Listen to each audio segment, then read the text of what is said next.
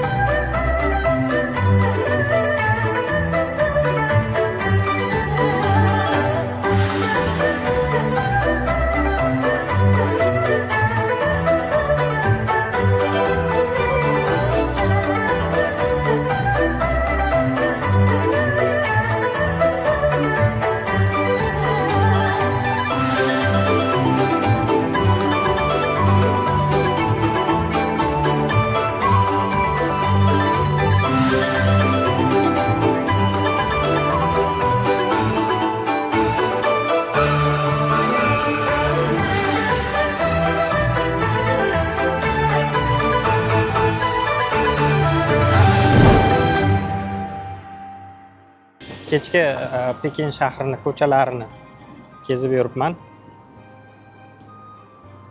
Sizlarga bor go'zallikni ko'rsatishga harakat qilaman.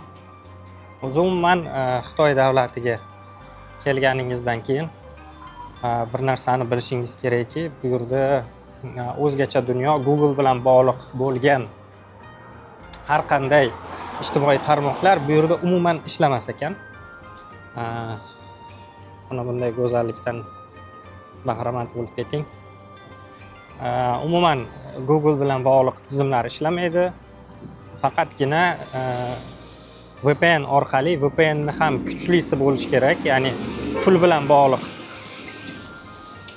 to'lovlarni qilsangizgina bu yerda ishlatishingiz mumkin. Mana shahar markazi. Biz esa piyoda sayr qilyapmiz. Havo harorati 10 gradus atrofida. Ozgina sovuq, lekin yoqimli. To'g'risi mana bu bunday mopedlar qadamda urib yubormasmikan deb qo'rquv bilan yurasiz. Va kechki Pekin ko'chalari tezgina o'ta olamiz.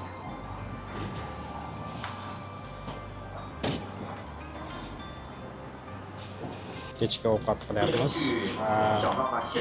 va Pekin haqida xulosalarim va tafsilotlarim bilan bo'lishib o'tmoqchi. Umuman olganda Xitoy bu o'zgacha mamlakat ekan. O'zgacha davlat, hamma narsa ikki tilda ko'rsatilib berilishga harakat qilgan, Xitoy va ingliz tilida. Lekin bu yerda aksariyat 99% aholi ingliz tilini umuman tushunmaydi. Shunday bo'lsa-da, yo'lini imkonini qilsangiz bo'ladi. Bizda misol uchun ingliz tilini tushunmaydigan odamlar bor, lekin ular ishora qilsangiz tushunadi-da, agar chet ellik keladigan bo'lsa.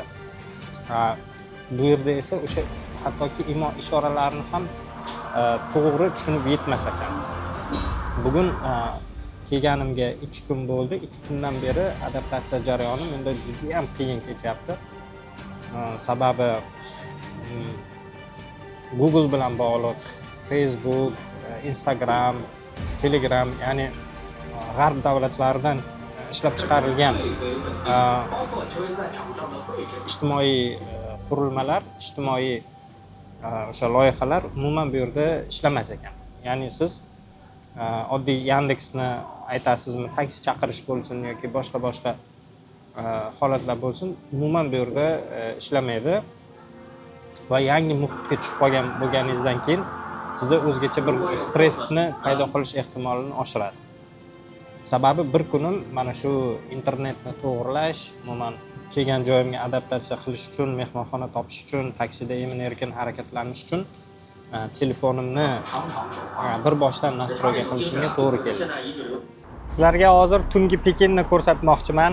ajoyib. Hozir bir yo'lni yuzida joylashgan ko'prik ustida edim. Siz bunga bitta baho bering.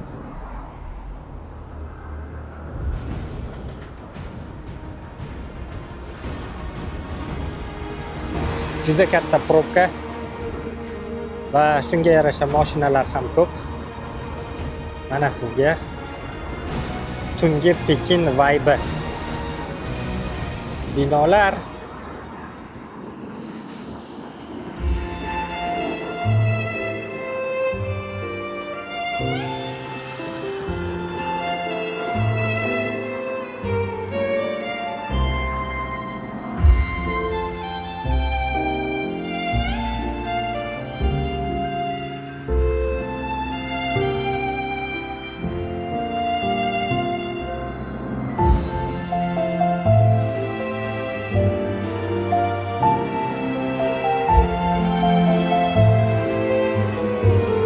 Pekin ko'chalarini kezib yuribman.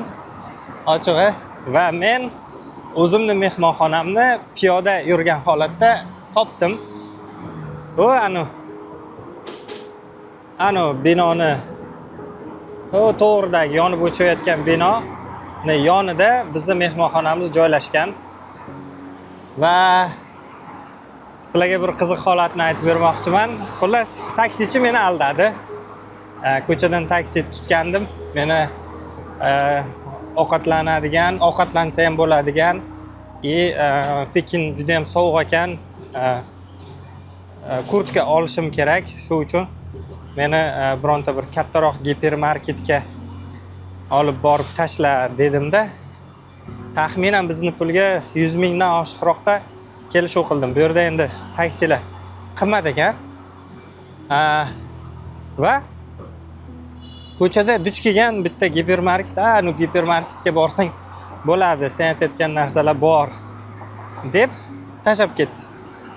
Xo'p deb kirsam, o'zi taxminan 100 ming, bularni o'zini taksini narxida ham 100 mingchalik summada olib borganicha yo'q meni, lekin shunday bo'lsa-da tashab ketdi. Xullas, borib kirib ko'rsam, u gipermarket to'g'ri bizda qanday gipermarket? Masalan, sovg'a salomlar, nima deydi, dunyodan eng boy odamlar kelib u yerdan bozorlik qilish mumkin bo'lgan gipermarketga olib borib tashadi. U yerda Gucci, Louis Vuitton, shu kabi brendlarni nimasi bor, ovqatlanadigan joyi yo'q.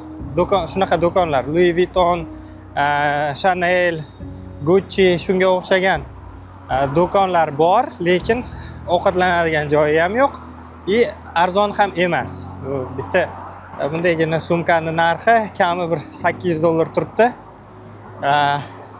Xullas, men unga inglizchada eng arzon o'sha yaxshi kiyim do'konlari bor bo'lgan gipermarketga olib borgin deb aytgandim, lekin teskarisini qilib meni duch kelgan shu gipermarketda qoldirib ketdi. Xullas, Pekinga kelsangiz, taksichilar bilan muomalada bo'lganingizda umuman ehtiyotkorona va shu qulog'iga quya olishingiz kerak, meni to'g'ri joyga olib borgin deb. Xullas, mana shunaqa gaplar. Mazza, ozgina sovqatyapman, lekin odamni bahri dili ochilyapti, chunki muhit zo'r. Menga yoqyapti bu yerda aylanish, sayohat qilish.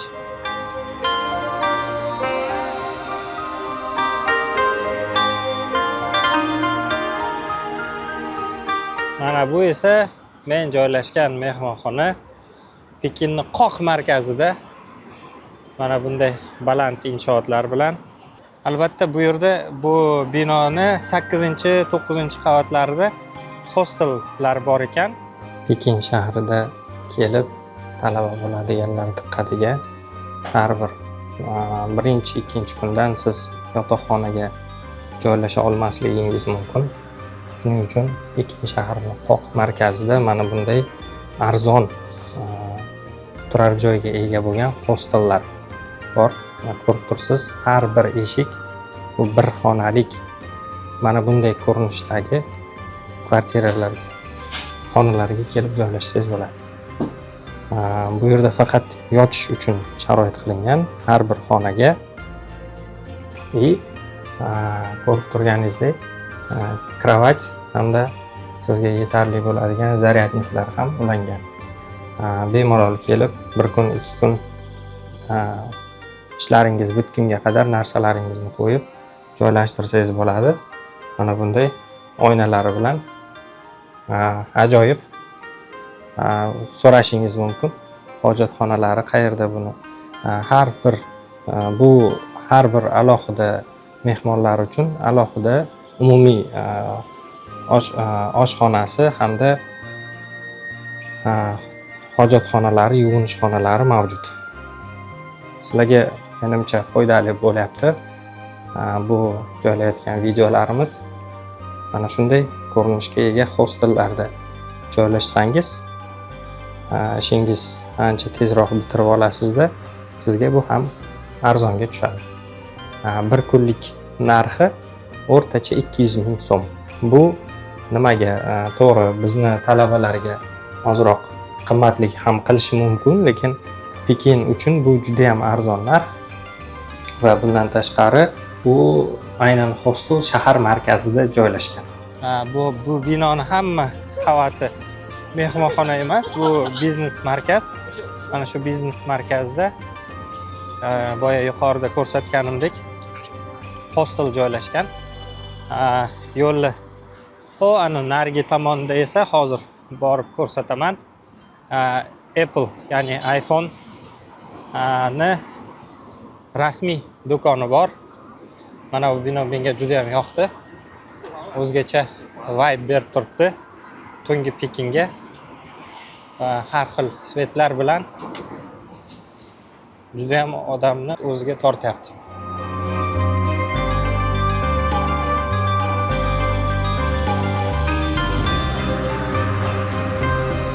O'zgacha vibe ni his eting siz ham. Ajoyib. Mana bunday osmono'par binolar, bunday mehmonxonalar, mana bunday o'zgacha bir hissiyotni beruvchi tungi Pekin ko'chalari. Bu tomonda esa ajoyib brendlar, mashhur brendlar Adidas, Uniqlo, Louis Vuitton, iPhone, Apple do'koni, rasmiy do'kon ham ochilgan. Biz joylashgan mehmonxonaning ro'parasida, o'zim ham bilmagan holatda shu yerga kelib qo'yibman. Xullas, eng zo'r lokatsiyalardan bittasi ekan. Bu yon atrofimizda qandaydir metro nomlari bunaqa aytilishi qiyin bo'lganligi uchun to'g'risi aytmayapman nomlarini. Ajoyib. Mana bu atmosferani o'zingiz ham his qiling.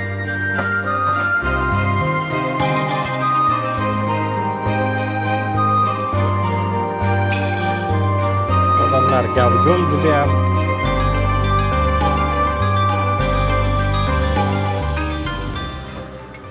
Adidas brendiga mansub bo'lgan do'kon va shu do'kon orqa tomonida esa iPhone ning rasmiy do'koni bor. Bizga yashil yondi va biz ketyapmiz endi. Mana bu yerda har xil svetodiodlar bilan reklamalar ilingan. Nima deb yozilganini to'g'risi bilmayman. Xitoy yozuvida. Shuning uchun gavjum ko'chalardan bittasida o'tyapmiz. Menga yana bir jihat yoqdi. Bu yerda insonlar juda ham mashhur brendlarning kiyimini kiyib olib shu yerda o'tar ekan va o'ziga xos umuman brendoviy kiyimlarni ko'rsangiz bo'ladi. Ajoyib.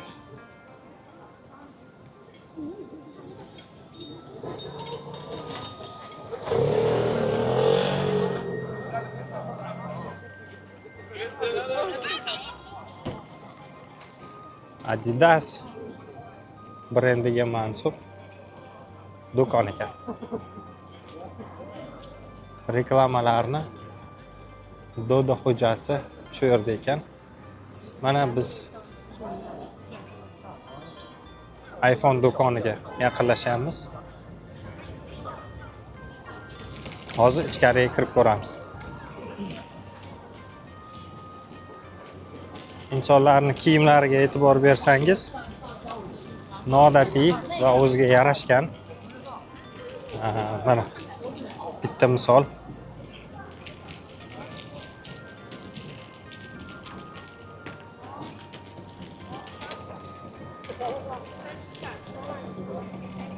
Mashhur brend do'konlari. Adashmasam mana bu tomonda edi.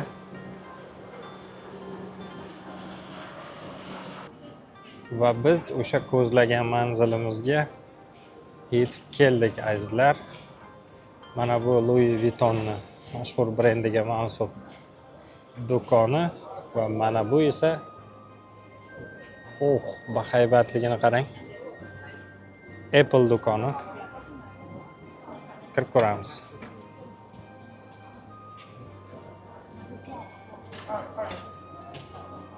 Eng mashhur hamma brendlar shu yerda ekan. Qani hozir iPhone narxini so'rab ko'ramiz. 17 Pro Max. Necha pul ekan?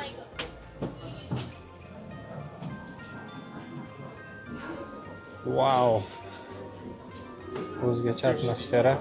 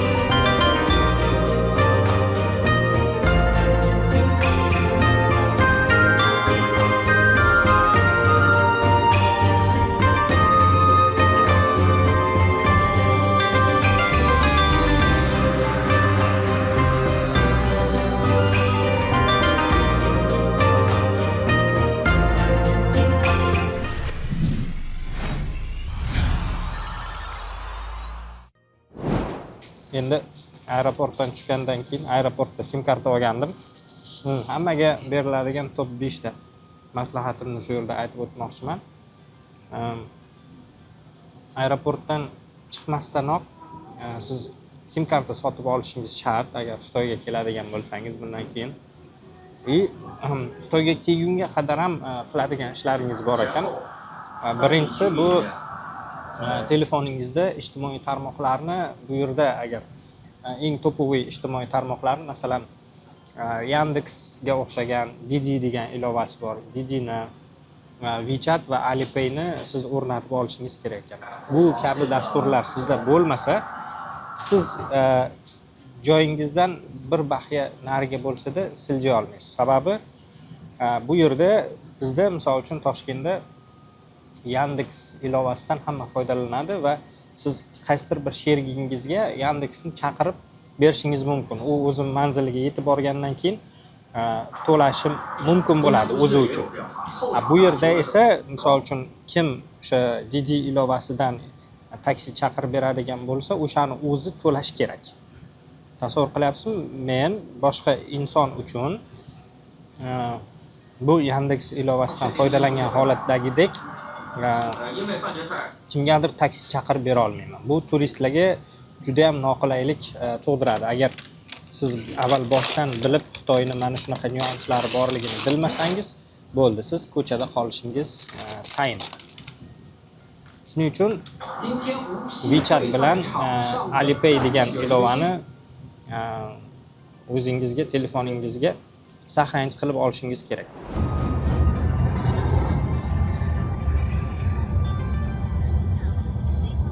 Ayni damda Tiananmen Square Forbidden City deb nomlangan joyga ketyapmiz. Tarixiy joy.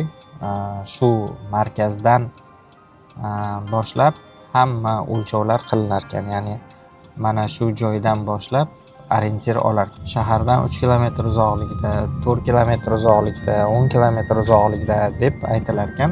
Ana shu unutilgan shahar yoki yopiq shahar maqomini olgan mana shu joyga ketyapmiz. Xudo xolisa borganda sizlarga to'liq obzor qilib beraman.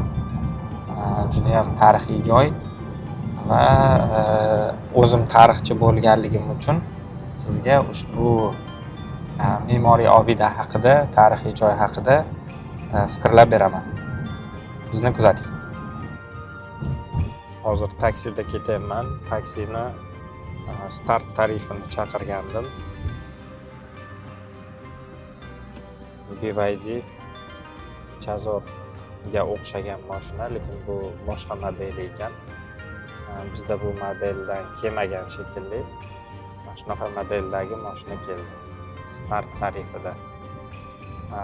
Hozir 6 kilometrlik masofaga taxminan 24 yuan bo'ldi. Bu bizni pulimizga xullas 10 yuanimiz 17 ming so'm bo'ladi. 17 ming so'm. Shunda endi hisoblab olasizlar. Men bu pastiga yozib qo'yaman. Aynan bizni hozirgi kurs bo'yicha necha pulga to'g'ri kelishligini. Nima deb o'ylaysiz? Bu narx-navo 6 kilometr uchun qimmatmi yoki arzonmi? Fikrlaringizni izohlarda yozib qoldiring. Yana fikrlashamiz. Biz esa Tiananmen bog'iga ketyapmiz.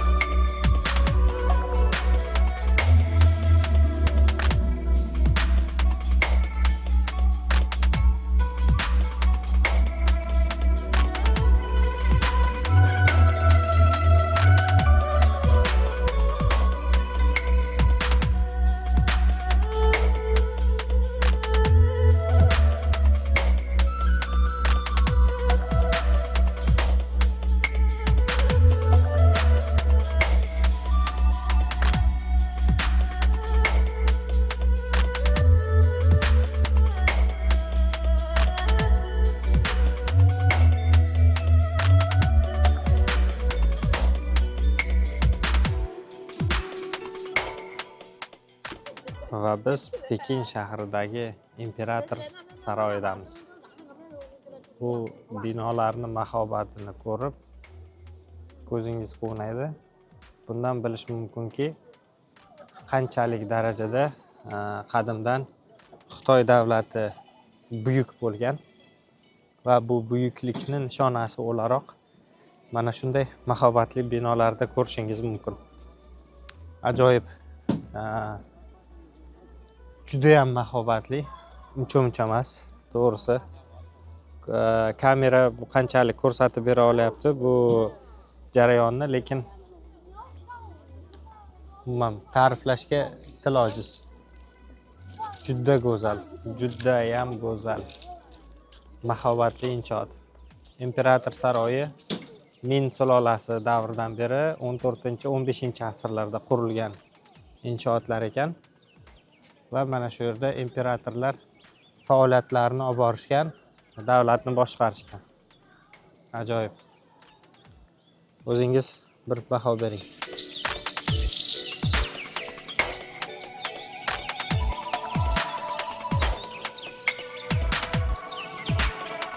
Imperator saroyi oldidagi mana bunday hovuzlar yoz paytida salqinlik berib turgan. Juda ham katta. Bu yerdagi har bir inshoot hajm jihatdan nihoyatda baland qilib qurilgan. Hattoki mana hovuzlari ham bunga misol bo'la oladi. Juda ham bahaybat qilib qurilgan, har bir inshootga alohida did, alohida go'zallik baxsh etib turibdi. Va bu narsani siz mana bunday inshootlardan ko'rsangiz, bilsangiz bo'ladi.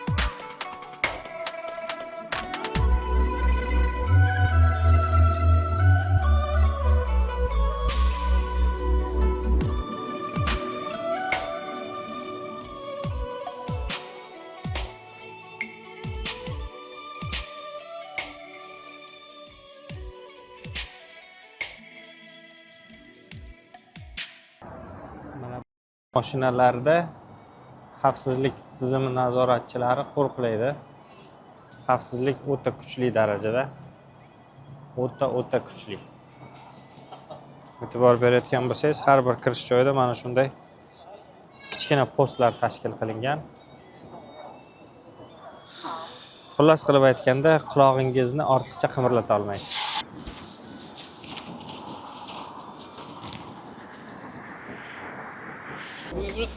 Odamlarning gavjumligini qarang.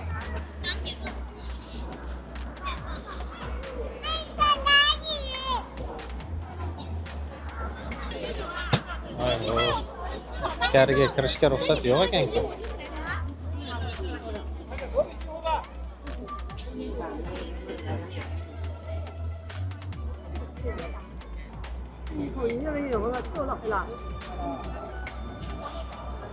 Afsuski, buni ichiga kirish bizga nasib qilmadi.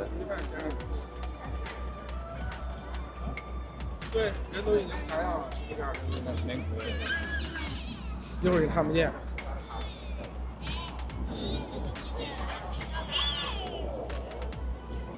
Xullas, orqadagi binodan, ya'ni taqiqlangan shahardan polk yurib o'tdi va shuni hamma mana ko'rib turganingizdek tomosha qilishyapti. Yo'llar yopilgan, hamma yoqga sukunat cho'mdi va qanaqadir bir an'anaviy o'zini har kunlik rituali bor shekilli. Hamma hozir shu odamlar ko'p bo'lganligi uchun ololmayapman. Shu ritualni takrorlashyapti va shuni qilishyapti. Hozir sizga ko'rsatishga harakat qilaman.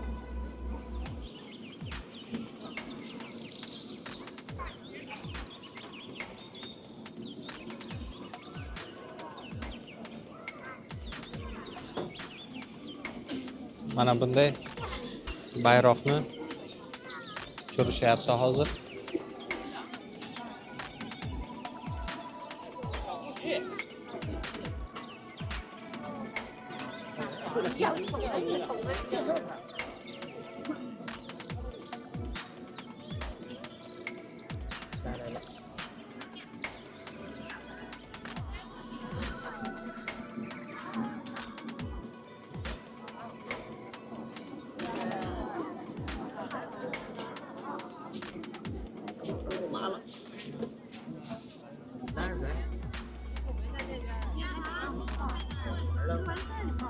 Orqamdagi bino Tiananmen maydoni deb nomlanar ekan. 1949-yil 1-oktyabr sanasida Mao Sezun degan Xitoy Xalq Respublikasini birinchi rahbari mana shu yerda turib Xitoy Xalq Respublikasi mavjudligini e'lon qilgan ekan va shuning uchun bu yerda bu insonni portreti turar ekan va u inson 1893 va 1973-yillar oralig'ida yashab, mana shu davlatni gurkirab rivojlanishiga va hozirgi holatga kelishiga asosiy sababchi inson sifatida qaralar ekan. Shuning uchun bu insonni portreti shunday Xitoy davlatining poytaxti bo'lmish Pekinning eng markaziy nuqtasida joylashtirilgan va bu haykal haqida ham haykal debman, portret haqida qisqacha sizga sharh. Portretni bo'yi va eniga 6 metrga to'g'ri 6 metrni tashkil qilar ekan va og'irligini e'tibor bering 1,5 tonnadan oshar ekan. Va bu portret har yili 1-oktyabr, ya'ni Xitoy Xalq Respublikasini mustaqillik bayrami oldidan yangisiga xuddi shunday qilib almashtirilar ekan. Qoyilmi? To'g'risi bu qiziqarli fakt. Sizlar bilan tarixchi bo'lganligim uchun ozroq tarixiy ma'lumotlarni ham bo'lishib o'tyapman. Bizni kuzatishda davom eting. Bundan ham zo'r hali videolarni sizlar uchun taqdim qilamiz. Markaziy maydondagi bu gul nima uchun qurilgan? 2011-yildan boshlab har yili 1-oktyabr sanasida mana shu gul qaytadan yangilanar ekan. Nimagaki bu ramz sifatida Xitoy hukumati, ya'ni vatanga gul hadya etish ma'nosida shu gullarni har yili o'zgartirar ekan. To'g'ri, bu gul sun'iy bo'lishi mumkin, lekin rangi umuman o'zgarmasligi uchun kraskalarni eng noyobidan foydalanar ekan. Shuning uchun bularning ranglari uncha-munchaga o'zgarmas ekan. Har yili bu gul o'zgartiriladi. Yoniga qarasangiz 1949-2025-yil deb qo'yibdi. Ya'ni bu vatanga muhabbatni izhor etuvchi ramz sifatida, ya'ni xalqi nomidan vatanga gul hadya qilyapti ekan. Shuning uchun bu gul har yili mana shunaqa ko'rinishga kelinib o'zgartirilar ekan. Har bir gul alohida bir ramz, ma'no kashf etar ekan. Masalan, Fiona degan gul boylik, lola bilan atirgul esa muhabbat, bir-biriga mehr-muruvvat kabi ma'nolarni ifodalab alohida bir ramz kashf etar ekan. Bu eng Xitoy poytaxti bo'lmish Pekinni eng markaziy maydonida og'irligi 50 tonna, balandligi esa 18 metrni tashkil qilar ekan va bu milliy ramz sifatida namoyon bo'lib kelyapti ekan har bir xitoyliklar uchun.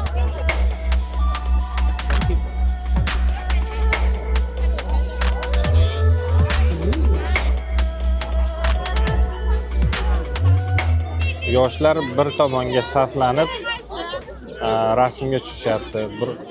Qaysidir bir oliygoh yoki maktab o'quvchilari bo'lsa kerak.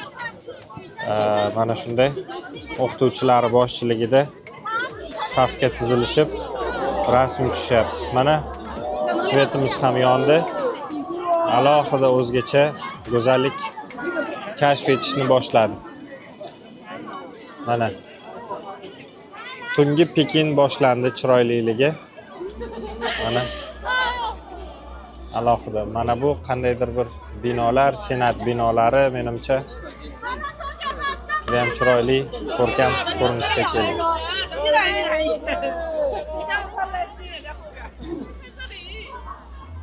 Mana bu gullar yonidagi, pastidagi gullar juda ham tabiiy va juda ham iforli hid taratyapti.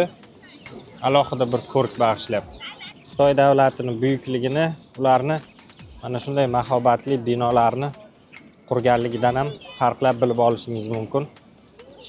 Kamerada bilmadim qanchalik ko'rsatib bera olyapti, lekin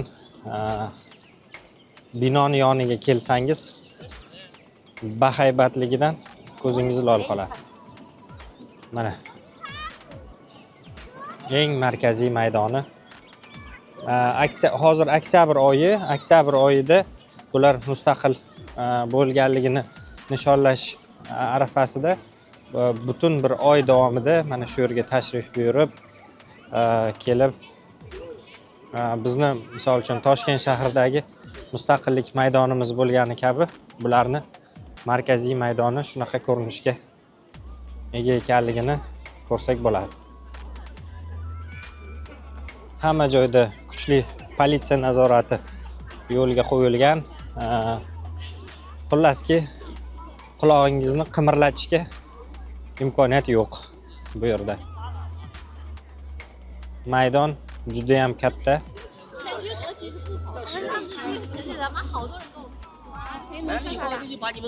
Mana bunday avtobuslar bilan kuchli nazorat yo'lga qo'yilgan.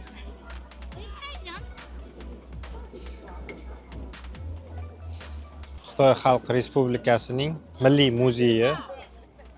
Bu muzey juda ham ko'p eksponatlarga boy ekan. To'g'risi ochig'i hali bugun kech qolganligim uchun kira olmadim. Bu dunyodagi eng katta muzeylardan biri hisoblanar ekan va ularning eksponati top 5 talik o'rindagi muzeylar qatoriga kirar ekan. Mana shunaqa ma'lumotlar.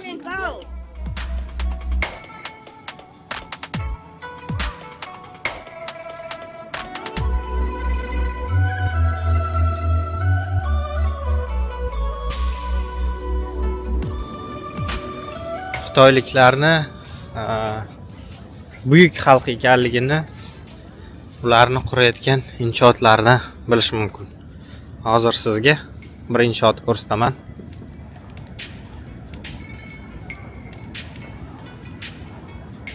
Juda ham baland bino, juda ham noyob arxitektura va haqiqatda bulardan binoni qanday qurish kerakligini o'rganishimiz kerak deb hisoblayman. Mahobatiga gap yo'q. Va mana bunday zamonaviy avtobuslar bilan birgalikda albatta.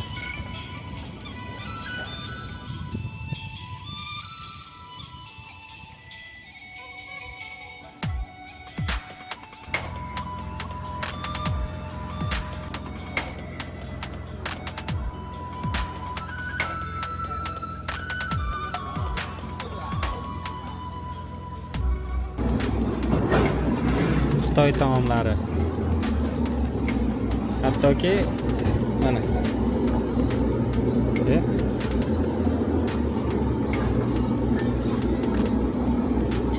jo'xori cho'pga tiqilgan holatda. Qoyilmisiz? Ajoyib.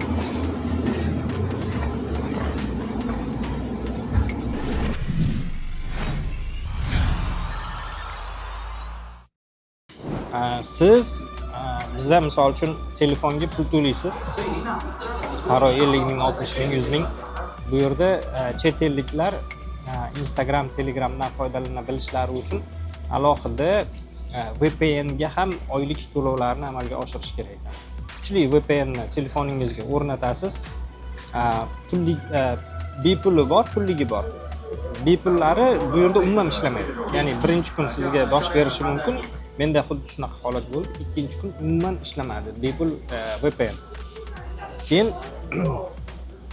bepul VPN dan foydalangan holatda bir kun yurdik. Ikkinchi kuni esa VPN sotib olishimga to'g'ri keldi. Qanday qilib deysizmi? VPN ni skachat qilishning imkoni yo'q. Agar sizni VPNingiz ishlab turgan holatda siz nimadir qila olasiz. VPNingiz ham o'chdimi, siz hech narsa qila olmaysiz. Masalan, VPN ni tortib olishim uchun men Telegramga o'xshagan bu yerda qanaqadir programmani skachatib oldim. Keyin uni o'rtog'im bilan yozishgandan keyin bir tanishimdan olib boshqa ilova orqali VPN menga tashlab berishdi. Menga VPN tashlab berilgandan keyin uni skachat qilib oldim. Undan keyin VPN ni oylik to'lovini amalga oshirganimdan keyin Telegram, Instagram, Facebookdan foydalanish imkoniyati bo'ldi. Xullas qisqacha tushuntirib bera oldim deb o'ylayman. Taassurotlarimni hali yana bo'lishishda davom etaman. Xitoy poytaxti Pekinda Didi degan ilova bor. Ana shu ilovadan bir necha marta taksistdan foydalanganim evaziga start tarifini o'rniga premium tarifini taklif qildi va menga quyidagi mashinani taqdim qildi. Xullas, bizda bu mashina adashmasam 100 ming, 120 ming atrofida turadi. Mana bunaqa elektron nimalari bilan mana siljayapman. Mana bunday yotib ketsa bo'ladigan mashina. Xullas, bitta o'zimga bahaybat mashina. Ajoyibmi? Yoqqan bo'lsa, bitta like. Orzulardan hech qachon kechmaslik kerak, bilasizmi? Sababi orzudan kechgan kuningiz siz umid qilishdan to'xtar ekansiz-da. Umid qilmayapsizmi? Bo'ldi. Siz o'sha kundan boshlab orqaga qarab ketyapsiz, oldinlamayapsiz. Qiyin bo'ladi, oson bo'lmaydi. Har doim mashaqqat bo'ladi. Bilingki, lekin sizni oldingizda eng pirovard maqsad bor. O'zingizni orqangizdan boshqalarni ham torta bilish. Mana shu pirovard maqsad sari intilish kerak, yonib yashash kerak va amalda natijasini Xudo xolasa ko'rasiz. Shuning uchun sabr qiling, to'xtamang, faqat va faqat olg'a bosing. Pekin shahrida hamma mana bunday skuterlardan foydalanadi. Hozir ko'chamizdagi harorat 10 gradusdan sal pastroq, 8-10 gradus atrofida va mana bunday shamoldan yoki sovuqdan himoya qilish uchun mana shunday qoplamada o'tirib harakatlanar ekan. Ya'ni bularga sovuq ham hech qanday ta'sir o'tkazmaydi. Ya'ni xitoyliklarni qanchalik moslashuvchanligini shu yerdan payqasak, ko'rsak bo'ladi. Bu yerda misol uchun mana bu yerda aynan qizil rangda ketayotgan, qizil rangda to'xtab turibmiz. Mana shuni Yandex ilovasida, bularning endi Yandexida qizil qachon yashil bo'lishini ko'rsatib turibdi. Ajoyib. Say hello. Hello.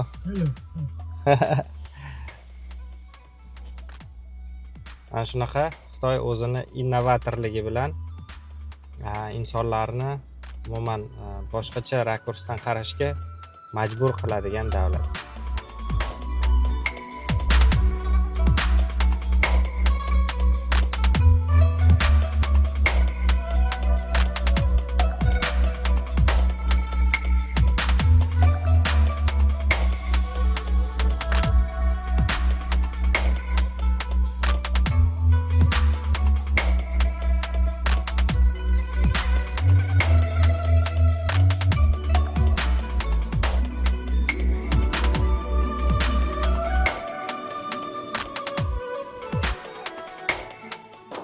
Pekin metrosi eng zamonaviy metrolardan hisoblanadi dunyodagi.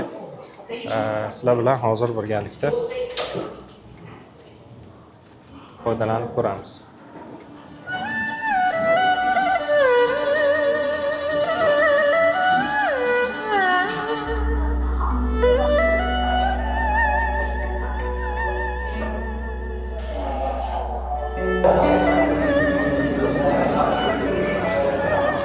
Metroni judayam bahaybatligini qarang.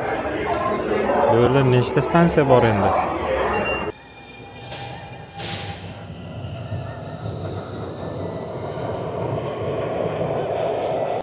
Ekraningizda ko'rinib turgan tasvirlardan bilish mumkinki, ancha tizimlashgan ushbu metro tizimi 1969-yilda faoliyatini boshlagan ekan va shu kunga qadar 840 kilometrdan ortiq bo'lgan masofada qurilgan metro liniyasi va bu metro eng qulay, eng zamonaviy metro, dunyo bo'yicha zamonaviy metro tizimidan bittasi hisoblanar ekan. London, Seul kabi metrolaridagi bu ham juda ham katta ahamiyatga ega. 28 ta liniya mavjud, 480 dan ortiq bekatlar soniga ega va kunlik yo'lovchi oqimi 10 milliondan 13 milliongacha tashkil etar ekan. Ajoyib qiziq tasvirlarni ko'ryapsiz. Mana metro kirib keldi stansiyaga. Hozir yo'lovchilarni chiqish va tushish jarayonini kuzatamiz.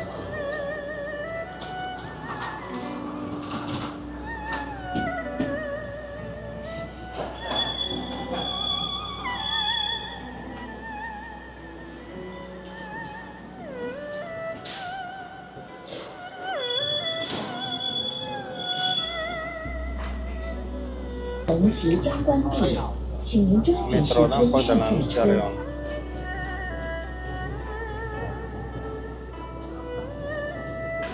Putin metrosidamiz va shunchalik liniya ko'pligidan adashib qolishingiz tayin. Mana 16 ta liniya. Biz hozir mana bu yerdan mana bu yerga tushishimiz kerak. Mana yonib o'chadigan tomonlari qaysi tomonga qarab harakatlanayotganligini ko'rsatib turadi. 480 ta stansiyasi bor ekan Pekin metrosi. Hozir metrodan tushdik. Bir bekatdan ikkinchi bekatga o'tyapmiz. Qani, to'g'ri topib olar ekanmanmi yoki yo'q? Bu ikkinchi marta Pekin metrosiga tushishim shunda hozir. Agar to'g'ri bo'lsam, like bosib qo'yasizlar.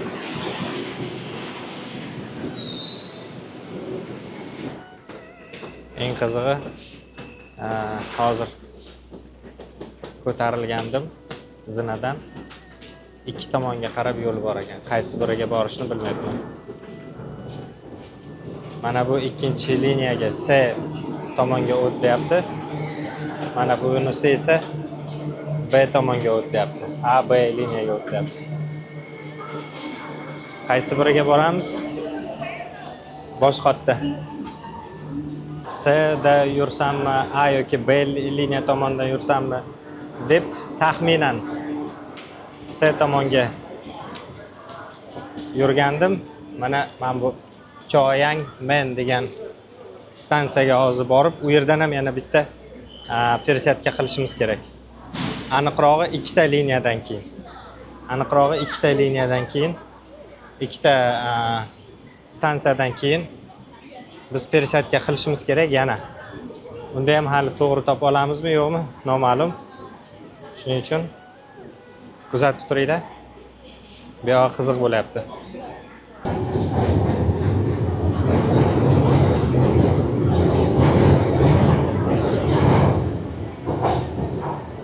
Uzog'i 2 daqiqada yetib kelyapti har bir metro.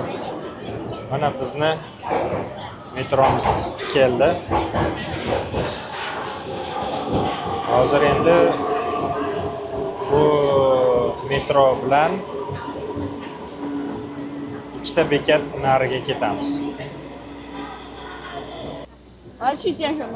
Hattoki qaysi poyezdda, qaysi vagonda ekanligingiz ham mana bu yerda ko'rinib turar ekan. 请您万号声音，按下礼让，请把座位让给需要帮助的乘客。 Mana Dongshi Shitao degan stansiyaga ham kelib oldik. Endi bu yog'i yana bitta yo'lga borishimiz kerak. Hozir endi so'rab bila olamiz. mein Onkel auch. Mein Vater ist kleiner gegangen. Va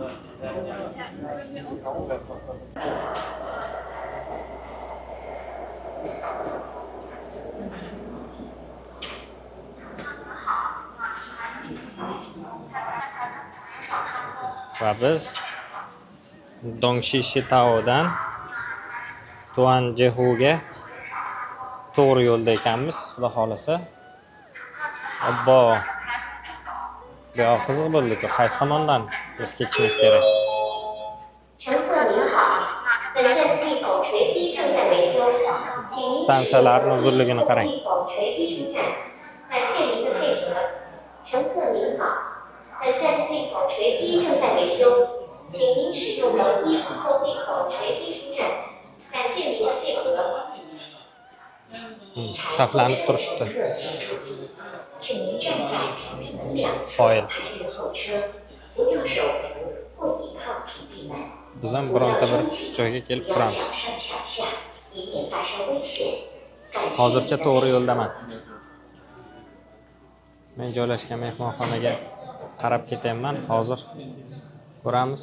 So'nggi manzilgacha to'g'ri topib olar ekanmanmi yoki yo'qmi? Hozir hamma mana bunday navbatda turibdi.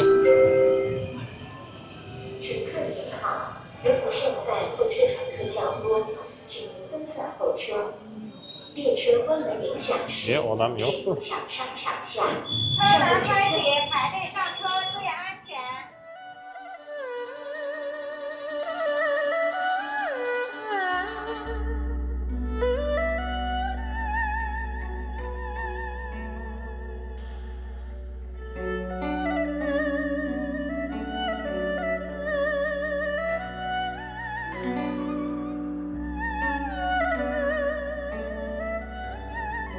Hozir biz men mehmonxona joylashgan stansiyaga yetib keldik. Tuanjehu deb nomlanadigan. Shu yerda tushib eng oxirgi ish, ya'ni to'g'ri tomondan chiqib olish qoldi. Qani buni uddalay olar ekanmiz.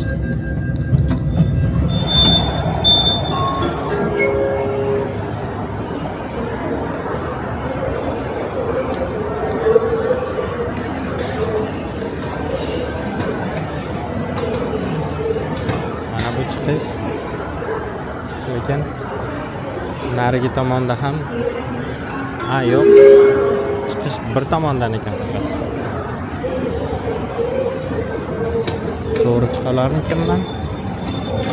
To'g'ri keldimmi? Nima deb o'ylaysiz? Hozir tekshirib ko'ramiz. Hamma bir tomondan turibdi. Ikkinchi tomondagilar menga o'xshab shoshayotganlar chiqib ketishi mumkin.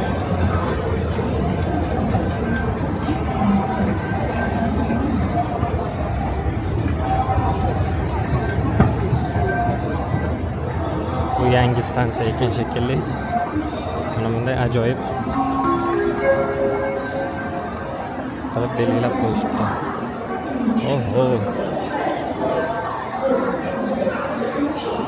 Mana bunday A, B, C, D qilib belgilab olishgan. Qayerdan chiqishni esa topib olish kerak. Bu yoqdan ham chiqish joyi bor. Bu yoqdan ham chiqish joyi bor. Biz esa mana bu joydan chiqib ko'rishga harakat qilamiz.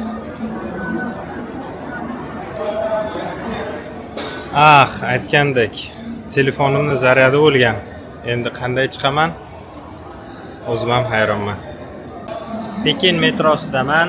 Hozir telefonim o'chganligi sababli mana bu yerdan chiqa olmayapman. Agar Pekin metrosida bo'lsangiz u sizda telefoningizni zaryadi o'chib qolsa, mana bunday security xodimdan so'raysiz, sizga power bank qo'yib berishadi. Mana bunday. This one. Power bank qo'yamiz hozir. Yonib olishini kutamiz. Ajoyib. Thank you very much, bro. Thank you. Hozir zaryad olishini kutamiz. Okay. 5 minutes, okay?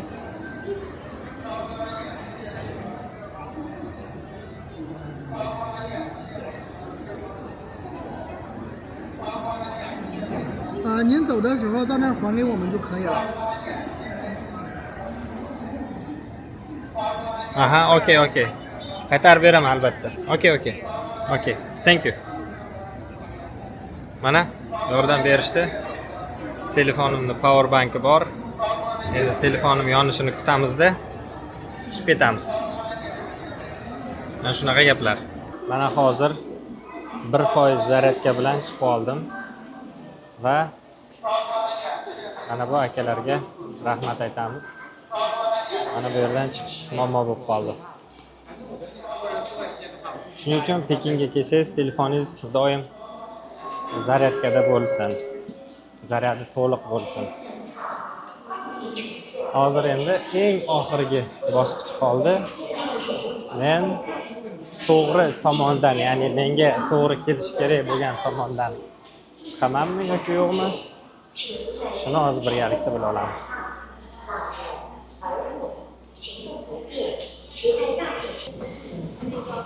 To'g'ri yo'ldan chiqqan bo'lay ish qilib. Nima deb o'ylaysiz, to'g'ri yo'ldan chiqqanmi yoki yo'qmi?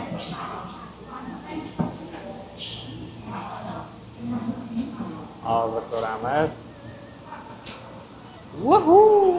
To'g'ri yo'ldan chiqdim. Ay! Adashibman. Bizga kerakli bino nariyoqda edi. Yo'lni narigi tomonda chiqadigan tomon ham bor edi. Lekin biz metro stansiyasini to'g'ri topib keldik. Chiqishda adashdik. Endi nima qilamiz bilasizmi? Yer usti o'tish yo'lidan o'tib chiqib olamiz. Bizga kerakli tomonga. Bir bahya qoldida. Agar shu stansiyani, ana narigi stansiyani harfini bilib olganimda edi, balki to'g'ri chiqqan bo'lardim. Mana shunaqa sarguzashtlarga boy Pekindan salom. Bizni kuzatishda davom eting. Metrodagi bizga kerakli harf mana bu ekan azizlar. H harfi. Shuni oldindan bilmaganim menga yo'lni narigi tomondan o'tib olishim uchun shuncha energiya sarflashimga sabab bo'ldi. Bu katta xatolik va bu xatolarni biz ancha muncha o'zimizni tarbiyalaymiz, to'g'rimi? Xullas, charchamanglar. Hammaga yana bir bor assalomu alaykum. Bizni Pekin shahriga sayohatimiz o'z nihoyasiga yetdi va biz Xitoy davlatining Chonsin degan shahriga, ya'ni dunyodagi eng katta va eng ko'p aholisiga ega bo'lgan va dunyodagi eng katta shaharlardan biri bo'lgan Chonsin shahriga yo'l oldik. Hozir men railway stationdaman. Ya'ni o'zbekchasiga nomi esimga kelmay qoldi. Xullas, vokzalda. Hozir men vokzaldaman va bu vokzalni kattaligini, bahaybatligini qarang. Bu Beijing Railway Station deb atalar ekan. Hozir taxminan 2 yoki 3 qavatidaman. Tepa qavatlari ham bor. Mana bunday har xil ovqatlanish joylari va yo'lovchilarni ko'rib turibsiz va meni kutish zalim 9-zal ekan. Mana bunday bilet oldim. 846 yuanga Bu bizni pulda taxminan 1,5 million so'm atrofida bo'lar ekan va bu pulga men qariyb 1300 kilometrlik masofani bosib o'taman. Bu taxminan 7 soat atrofida poyezdda yurishimga to'g'ri kelyapti. Bu tez yurar poyezd. Endi hozir poyezdga chiqqanimizdan keyin bu poyezd necha tezlikda harakatlanishini ko'ramiz. Bilamizki, Xitoy davlatidagi poyezdlar tez yurarligi bilan alohida ajralib turadi. Dunyo bo'yicha oldingi o'rinlarda turadi. Poyezdlarning tez yurishi bo'yicha. Qani ko'ramiz, necha tezlikda harakatlanar ekanmiz bugun. Mana bunday kutish zali.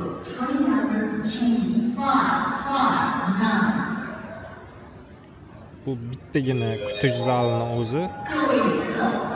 Bunaqa kutish zalidan taxminan 15-20 tacha bor.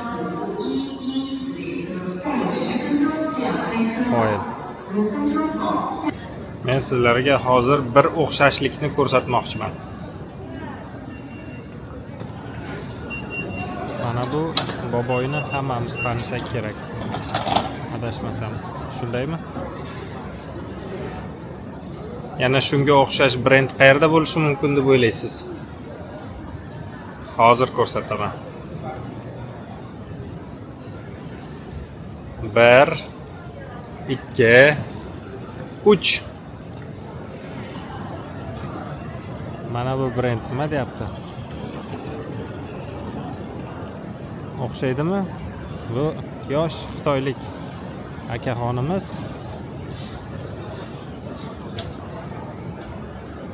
KFC akamizdan, bobomizdan ko'chiribdi. Mana ikkita yonma-yon brend. Ranglarigacha o'xshash. Mana sizga Xitoy.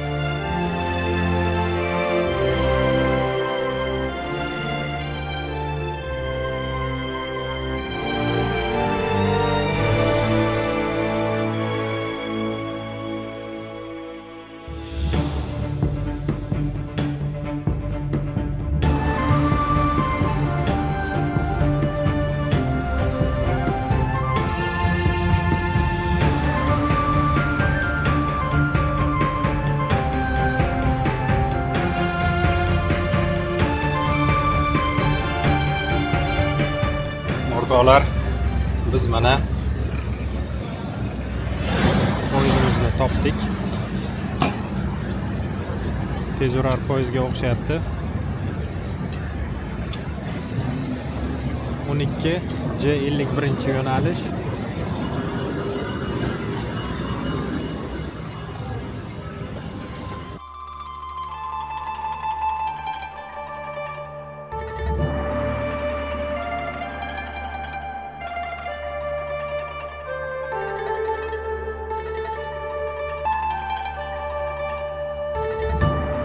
Shuning bilan Pekin shahriga sayohatimiz o'z nihoyasiga yetdi va biz video davomida Chunsin shahriga sayohat qilganmiz. Sizga ushbu videolarimiz ma'qul kelayotgan bo'lsa, iltimos sizlardan bizni qo'llab-quvvatlash uchun likelarni unutmang hamda izohlarda o'z fikringizni kutib qolamiz. Sizga bundan ham qiziqarli kontentlar tayyorlashga harakat qilaman, xudo xolisa. Chunsin shahrida ko'rishguncha omon bo'ling deymiz. Bu videomizning birinchi qismi edi. Albatta keyingi videolarda uchrashguncha omon bo'ling.